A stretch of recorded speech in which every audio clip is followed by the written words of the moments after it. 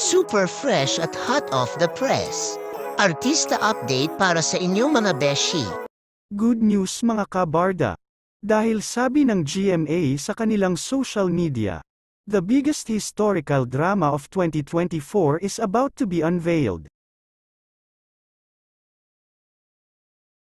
Na nilike ni Barbie at David. At bukas na nga po November 23. Sabay-sabay nating abangan sa GMA. Comment down below kung anong historical drama kaya ito. Nakaka-excite mga kabarda.